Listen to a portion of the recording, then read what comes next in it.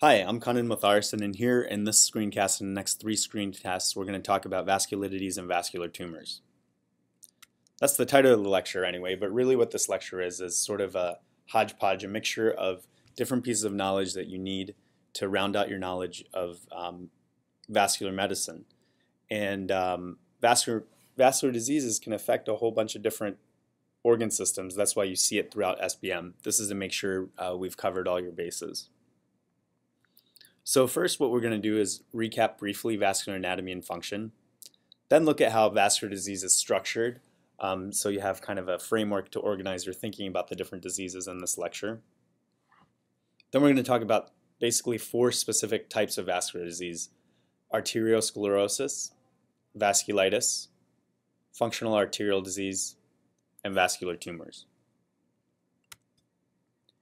So this slide just shows a schematic of the cross-sectional anatomy of arteries shown on the right and veins shown on the left.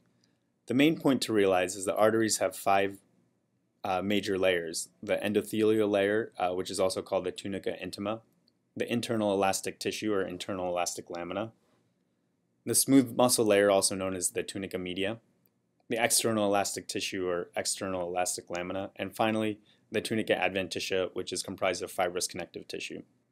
The main thing to realize about the venous system is that because it's a lower pressure system, the thickness of the vein vessel wall is much smaller than the thickness of an artery. And to emphasize that point, take a look at the tunica media of this artery here and compare it to the tunica media of the vein over here shown on the right. You can see that the tunica media of the artery is much larger, which enables it to cope with the higher pressure of the arterial system. Another really important property of arteries is that the composition of the vessel wall differs depending on the function of the artery. So shown here on this slide is fortuitously an elastic artery, the vessel wall of which is up here and the lumen of which is at the very top of the slide, and a muscular artery. And we're going to contrast these.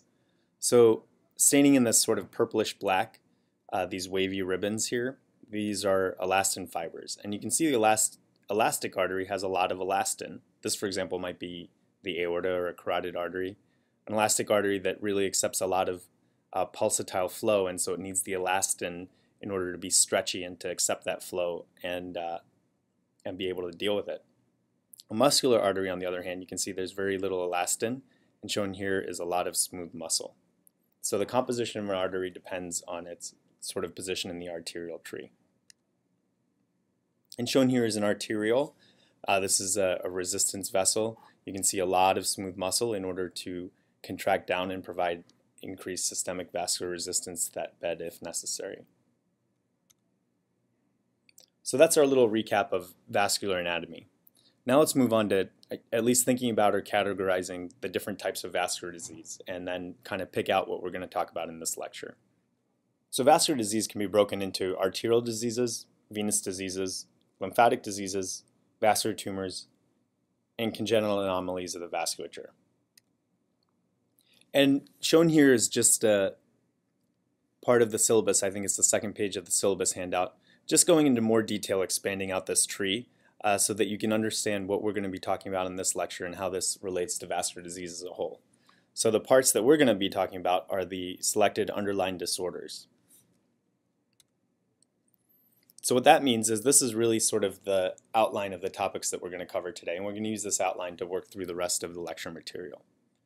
So we're really going to be talking about three specific types of arterial diseases, a couple of the subsets of arteriosclerosis, vasculitis, one functional arterial disease, namely Raynaud's phenomenon, and finally close with two different types of vascular tumors.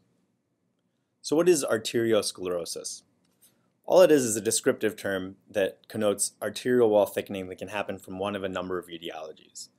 So the most important etiology of arteriosclerosis as a whole is atherosclerosis, and you've learned extensively about that in this unit and others, and we're not going to talk about it further here. But what we are going to talk about to round out your knowledge is three other types of arteriosclerosis: Mönckeberg calcific medial sclerosis, Arteriolosclerosis, and Allograft Arteriopathy. So we'll start with Mönckeberg calcific medial sclerosis, and all this means is that the tunica media gets calcified. So you have calcification of the tunica media. You can see it in older patients. Often it involves radial and ulnar arteries, and usually it's without clinical significance. There's no obstruction to blood flow, there's no ischemia. The main manifestation might be that you have a hard time getting an accurate blood pressure because of the calcification in the vessel.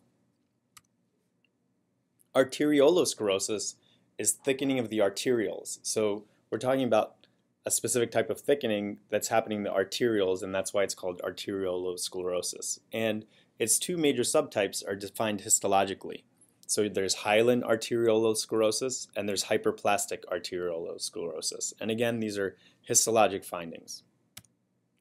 So hyaline arteriolosclerosis shows this pink hyaline thickening in the arterioles that's thought to represent proteinaceous fluid, and it's more common in patients with hypertension and diabetes and is often seen in the kidneys of patients with these diseases.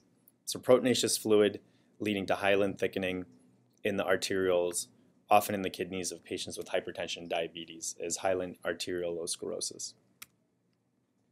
In contrast, hyperplastic arteriolosclerosis is hyperplasia of the smooth muscle. And this is found in malignant hypertension. So hyperplastic arteriolosclerosis, think malignant hypertension.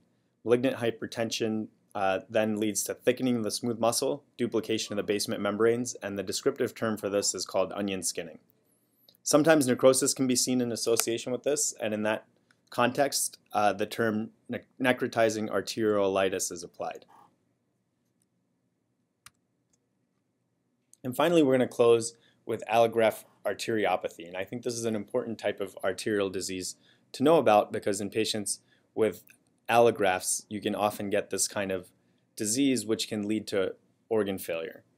So what this represents is vascular intramural hyperplasia of the smooth muscle cells. There's also a mononuclear cell infiltrate, and again, it can affect all solid organ transplants and is a major cause for organ failure. So that wraps up this webcast. With the next one, we're going to pick up with vasculitis.